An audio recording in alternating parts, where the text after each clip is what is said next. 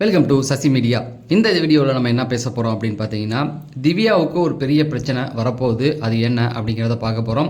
அதுக்கப்புறம் லைவில் கானா வினோத்துக்கும் வாட்டர் மிலானுக்கும் சபரிக்கு இவங்களுக்குள்ள நடந்த ஒரு சண்டை, இதை பற்றி ஃபுல்லாக பேசிடலாம். நீங்கள் இன்னும் நம்ம சேனலை சப்ஸ்கிரைப் பண்ணால் சப்ஸ்கிரைப் பண்ணிட்டு வீடியோ லைக் பண்ணுங்கள், ஹைப் பண்ண தட்டி விட்டுருங்க மக்களே. லைக்கை போடவே மாட்டீங்க மக்களே. நிறைய பேர் பார்க்குறீங்க, ஆனால் லைக்கை மட்டும் போட மாட்டீங்க. லைக்கை தட்டி விட்டுருங்க. சரி, ஃபஸ்ட்டு எடுத்த உடனே ஒரு லைவில் இன்னைக்கு தர்பீஸ் வேணுக்குனேமே வினோத்துக்கிட்ட ஒரு சண்டைக்கு போகிறாரு. வீட்டில் உள்ள எல்லாரையுமே அகேன்ஸ்டாக ஏற்றுக்கிட்டு சண்டைக்கு போனால் தான் எனக்கு அது ஒரு தப்பாக தோணுச்சு. ஏன்னா இவர் கானா வினோத் கண்ணதாசனுடைய ஒரு பாட்டை பாடுறாரு. அது அவரை குறித்து பாடலை, அவர் பாட்டுக்கு பொதுவாக பாடினார். அப்போ அந்த பக்கம் போன வாட்டர் மிலான்னு அவரை போட்டு வம்புக்கு இழுத்து அந்த பிரச்சனைக்குள்ளே சவரி கெமிலாம் வராங்க. தர்பீஸ் அவர் ஒன்றை பற்றி பாடலை, நீ தப்பாக பேசாதா அப்படின்னு சொன்னாலும் அவர் கேட்குற மாதிரி இல்லை. தேவையில்லாமல் எல்லாத்துக்கும் ஒரு ஃபைட்டு. அதுக்கப்புறமேட்டுக்கு லைவில் அந்த டாஸ்க்கு போச்சு இல்லை, வெளியில் போனால் கானா வினோத்தோடைய கான்டாக்ட்லேயே இருக்க மாட்டேன் அப்படிங்கிற மாதிரிலாம் நிறைய விஷயம் பேசினார். ஏதோ கானா வினோத்து உன்னை கூப்பிட்டு ஒன்றை நம்பியே இருக்கிற மாதிரி, அவர் கூட கான்டாக்ட்லேயே இருக்க மாட்டேன் அப்படிங்கிற மாதிரி நிறைய விஷயங்கள். ஸோ தர்பீஸ் இன்றைக்கி கொஞ்சம் ஓவராக தான் போகிறாரு. ஒருவேளை இவர் பண்ணுறதை பார்த்து தான் போய் மணி பாக்ஸை எடுத்தாரா என்னன்னு தெரியல. ஸோ இன்றைக்கி நடந்த பிரச்சனையெல்லாம் பார்த்தீங்கன்னா வாட்டர் மிலான் மேலே தான் தப்பு இருக்குது. கானா வினோத் அமைதியாக உட்காந்துருந்தாலும் அவர் தான் போய் சீண்டி பார்த்தார். அதுக்கப்புறமேட்டுக்கு நேற்று ஒரு நடந்ததில் போன வீடியோலேயே சொல்லியிருப்பேன், திவ்யா சில டார்கெட் பண்ணி சில விஷயம் பண்ணுறாங்க அப்படிங்கிற மாதிரி சொன்னால், ரம்யா ஜோவும் வியானாவும் ஒரு விஷயத்தை கொளுத்தி போட்டாங்க அப்படின்ற மாதிரி சொன்னோன்னா, அது முதல்ல அந்த வீட்டுக்குள்ளே பேசவே கூடாத ஒரு விஷயம். என்னென்னா, இந்த பக்கம் வெளியில் நடந்த விஷயத்தை கொண்டு வரக்கூடாது. வெளியில் நடந்த விஷயம் என்ன அப்படின்னு பார்த்தீங்கன்னா, பிரஜனே அதை தப்புன்னு ஒத்துக்கிட்டாரு அப்படிங்கிற ஒரு பாயிண்டை கொண்டாந்து எடுத்தாங்க. அதாவது சாண்ட்ரா பேசின விஷயத்த அது தப்பு அப்படின்னு, அதாவது உங்களுக்கும் அவருக்கும் ஒரு மாதிரி போகுது அப்படிங்கிற மாதிரி பேசியிருப்பாங்க இல்லையா, சேர்த்து வச்சு பேசுனது, அது அவரே தப்புன்னு ஒத்துக்கிட்டாருன்ற மாதிரியான விஷயங்கள்லாம் எடுத்துகிட்டு வந்தாங்க. ஸோ எனக்கு அப்போவே தெரியும், ஏன்னா திவ்யாவை பொறுத்த வரைக்கும் ஒரு பாயிண்டை பிடிச்சிக்கிட்டா அந்த பாயிண்ட்லேயே நிற்பாங்க. முக்கியமாக பார்த்தீங்கன்னா, இத்தனை வாரம் ஆகி அந்த விக்கல்ஸ் கூட இருக்கிற அந்த பிரச்சனையை ஷார்ட் அவுட் பண்ணவே முடியல. இப்போ நேற்று வரைக்கும் அந்த பிரச்சனையை அவங்க தொடர்ந்து கொண்டு வந்துக்கிட்டு தான் இருந்தாங்க. அவங்கள பொறுத்த வரைக்கும் அந்த பிரச்சனை அதை அதுலேயே நின்றுக்குவாங்க அப்படிங்கிறது தெரியும்.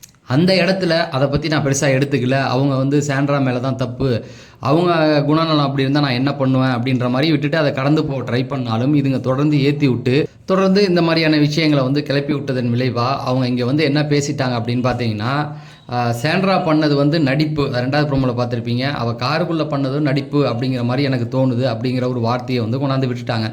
இந்த இடத்துல திவ்யா பண்ணது சரியா அப்படின்னு கேட்டிங்கன்னா கண்டிப்பாக சரிதான். ஏன்னா அவங்கள ஒருத்தவங்க இப்படி இன்னொருத்தவங்க கூட சேர்த்து வச்சு, அதுவும் அவங்க புருஷனோடையே சேர்த்து வச்சு பேசும்போது கண்டிப்பாக அவங்களுக்கு கோவம் வரும். அந்த நபர் இவங்களுக்கு அண்ணன் அப்படிங்கிற மாதிரியான ஒரு உறவு முறையில் இருக்கிறவரை தப்பாக பேசுகிறது அதை தப்பாக பேசுகிறத கண்டிக்கிறது சரியான ஒரு விஷயந்தான். அவங்க பேசுனது எல்லாமே சரிதான். ஆனால் இந்த இடத்துல நீங்கள் ஒரு விஷயத்தை கவனித்து பார்த்தீங்கன்னா, இந்த வீக் ஃபுல்லாகவே சாண்ட்ராவுக்கான ஸ்க்ரீன் ஸ்பேஸ் அதிகமாகிட்டே இருக்குது. ஏதோ ஒரு விதத்தில் அவங்கள 1 hour ஷோலையோ ப்ரோமோவிலையோ தொடர்ந்து காட்டப்பட்டுக்கிட்டே வராங்க. வரவங்க எல்லாம் தொடர்ந்து அவங்கள அடிச்சுக்கிட்டே இருக்காங்க, அவங்க அழுகுறாங்க, இந்த மாதிரியான விஷயங்கள் போகுது. இதெல்லாம் பார்க்கும்போது எனக்கு என்ன தோணுதுன்னா, சேனல் தெரிஞ்சே தான் இதை பண்ணுறாங்களோ அப்படிங்கிற மாதிரியான ஒரு உணர்வு வருது. ஏன்னா இப்படி ஒருத்தவங்க அடி வாங்கிட்டே இருந்தால் அவங்களுக்கான ஸ்க்ரீன் ப்ரைஸ் அதிகமாக வந்தால் ஓட்டுகள் அதிகமாகும் அப்படிங்கிற ஒன்று தான். ஓட்டுகள் அதிகமாகுதோ இல்லையோ, இது வரைக்கும் நான் பிக் பாஸ் பார்த்து புரிஞ்சுக்கிட்ட ஒரு விஷயம் என்னென்னா, ஒருத்தவங்களை அடி வாங்குற மாதிரி சேனல் தொடர்ந்து காமிச்சிக்கிட்டே இருந்தால் அவங்கள அடுத்த இடத்துக்கு தள்ளுறாங்க, அடுத்த இடத்துக்கு கொண்டு போக ட்ரை பண்ணுறாங்க அப்படிங்கிறது தான் என்னுடைய புரிதல். அந்த மாதிரி தான் சாண்ட்ராவையும் புஷ் பண்ணுறாங்களோ, அடுத்து டாப் 5லேருந்து டாப் 2க்கு கொண்டு போக ட்ரை பண்ணுறாங்களோ அப்படிங்கிற ஒரு சந்தேகம் இருக்குது. சரி, இதில் திவ்யா எந்த இடத்துல மாட்டிக்கிட்டாங்க அப்படின்னு பார்த்தீங்கன்னா, அவங்க சொன்ன அந்த ஒரு வார்த்தை என்னென்னா, காருக்குள்ளே நடந்ததும் நடிப்பா அப்படிங்கிற மாதிரி பேசிட்டாங்க. அதாவது மயக்கடிச்சு விழுந்தது. அதில் ஒரு விஷயம் நடிப்பு தான், அதை என்னாலேயே உறுதியாக சொல்ல முடியும். என்னென்னா, அந்த கமருதனை பார்த்து மிட் நைட்டில் கத்துனதாக இருக்கட்டும், அவன் மன்னிப்பு கேட்கும் பொழுது அவங்க காலில் விழுவும் போது அவங்க கத்துனாங்க இல்லையா, எதுக்கு நடிப்பு அப்படின்னா அதுக்கான வேலிடான ஒரே ஒரு ரீசன் தான் இருக்குது. என்ன அப்படின்னு கேட்டிங்கன்னா, அதாவது விஜய் சேதுபதி பேசும்போது அவங்க அங்கே உட்காந்துருக்காங்க, அவங்களுக்கு பக்கத்துலேயே ஒரு 2 சீட்டு தள்ளி தான் கமருதீனும் உட்காந்துருக்காரு. கமருதீனை பார்த்து மிட் நைட்டில் கத்துனவங்களுக்கு கமருதீன் விஜய் சேதுபதி பேசும்போது லிவிங் ஹாலில் அவங்க பக்கத்துலேயே 2 அடி பக்கத்தில் தான் உட்காந்துருந்தார். அப்போ அவங்க கத்தலை. பார்வதியும் பக்கத்தில் உட்காந்துருந்தாங்க, அப்பயும் அவங்க கத்தலை. ஸோ அப்போ அவங்க அந்த பயத்திலேருந்து வெளியில் வந்துட்டாங்கன்னு நம்ம எடுத்துக்கலாம். ஆனால் விஜய் சேதுபதி போனதுக்கு அப்புறமேட்டுக்கு வீட்டுக்குள்ளே எல்லாருமே இருக்காங்க. அந்த இடத்துல கமருதீன் பக்கத்தில் வந்ததுக்கு அவங்க கத்திருப்பாங்க. அப்போ இவ்வளோ நேரம் பக்கத்தில் இருந்தப்போ உங்களுக்கு கத்த தோணல, அவன் காலில் விழுவும் போது நீங்கள் ஏன் கத்துறீங்க அப்படிங்கும்போது அது ஒரு நடிப்பு அப்படிங்கிறது எல்லாருக்குமே அந்த டவுட் இருந்தது. ஏன் நானே அதை அடுத்த நாள் பேசியிருப்பேன். திவ்யா வாயிலேருந்து அது ஒரு நடிப்பாக இருக்கும் அப்படிங்கிற மாதிரி எனக்கு தோணுதுன்னு சொன்னாங்க இல்லையா, அது ரெட் கார்டு கொடுத்த ஒரு விஷயம். அதாவது இதை வச்சு தான் 2 பேருக்கு ரெட் கார்டு கொடுத்துருக்காங்க. அவங்க மயக்கடிச்சு விழுந்ததை வச்சு தான் அப்போ சேனல் வந்து அதில் உடன்பட்டிருக்கு ரெட் கார்டு கொடுக்கறதுக்கு விஜய் சேதுபதியும் சம்மந்தப்பட்டிருக்காரு. இப்போ இவங்க 2 பேரும் சம்மந்தப்பட்ட ஒரு விஷயத்தை நடிப்புன்னு அவங்க எடுத்துகிட்டு போய் வைக்கும்பொழுது அது என்னவா பார்க்கப்படும்? விஜய் சேதுபதி அதை எப்படி எடுத்துக்குவார்? சேனல் எப்படி எடுத்துக்கும்?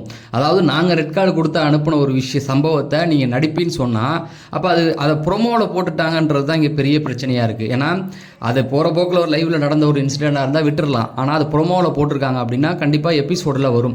எபிசோடில் வரும்போது அவங்க அதை எப்படி ஏற்றுக்குவாங்க சொல்லுங்கள்? நாங்கள் ரெட் கார்டு கொடுத்த ஒரு சம்பவம் நடிப்புன்னு அவங்களே வந்து வெளியில் சொன்னால் சேனல் வந்து அப்போ தெரிஞ்சே பண்ணுறாங்கன்னா அதுக்கு பின்னணியில் விளைவுகள் பெருசாக இருக்க போகுது அப்படிங்கிறது தான் இருக்குது. ஏன்னா இந்த வீக் வந்து விஜய் சேதுபதி வந்து இதை கொஸ்டின் பண்ணலாம், இல்லைனா திவ்யாவை போட்டு பொழந்து எடுக்கலாம் அப்படிங்கிறது. ஏன்னா சேண்ட்ரானாவே கொஞ்சம் சொம்படிப்பார். இப்போ இந்த இன்சிடெண்ட்டை எடுத்து வேற பேசிட்டனால கண்டிப்பாக வந்து அதை கொஸ்டின் பண்ண ஒருவேளை ஏன்னாட்டா இப்போ ஓட்டிங்கில் அவங்க முன்னாடி வந்துக்கிட்டு இருக்காங்க இல்லையா, அதுக்கான ரிசல்ட்டில் கொஞ்சம் கை வைக்கிறதுக்கு வாய்ப்புகள் நிறையா இருக்குது அப்படிங்கிறது தான். ஏன்னா என்னை பொறுத்த வரைக்கும் இந்த வாரம் நான் பார்க்குறது எல்லாமே ஏதோ ஒரு சம்பவத்தோடு தொடர்ந்து வர மாதிரியே தோணிக்கிட்டு இருக்கு. அதாவது சேண்ட்ரா தான் பணம் எடுப்பாங்க நம்ம நினச்சிக்கிட்டு இருக்கும் பொழுது அந்த இடத்துல பிரச்சனை உள்ளே விட்டுருந்தா அவங்க வந்து கண்டிப்பாக எடுத்திருப்பாங்க. ஏன்னா உடம்பு சரியில்லை அப்படின்னும் போது அடுத்த நாள் அவரையே அனுப்பியிருக்கலாம். ஆனால் அவர் இருந்தால் சேண்ட்ரா வந்து பணத்தை எடுத்திருப்பாங்க. ஆனால் அவங்க எடுக்கக்கூடாது அப்படிங்கிறதுல அவங்க தெளிவாக இருந்திருக்காங்க. அப்போ வேற ஒருத்தரை உள்ளே கொண்டு வந்து கானா வினோத்தை எடுக்க வைக்கிறதுக்கான நிறைய முயற்சிகள் போயிட்டு இருந்திருக்கு. அதெல்லாம் நான் இன்னொரு வீடியோவில் உங்களுக்கு பக்காவாக சொல்கிறேன். அவங்க போட்ட ஸ்கெட்சு எப்படி இருந்தது, அந்த ஸ்கெட்சில் யாரை விழ வைக்கணும், யாரை காப்பாற்றணுங்கிறத பக்காவாக மூவ் பண்ணி போட்டிருக்காங்க.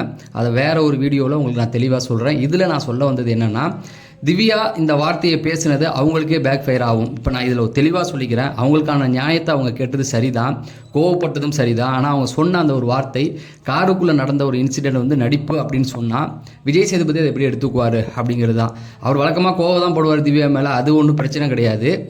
சேண்ட்ராவுக்கு சப்போர்ட் பண்ணுவார், அதுவும் நமக்கு தெரிஞ்ச விஷயந்தான். ஆனால் ஒரு ஒரு விஷயம் போய் மாட்டிக்கிட்டு இல்லையா, அதை சேனலே வந்து வெளியில் தூக்கி போட்டாங்க அப்படின்னா கண்டிப்பாக இதில் ஏதோ ஒரு பிரச்சனை வரதுக்கு வாய்ப்புகள் நிறையா இருக்குது அப்படிங்கிறது தான்.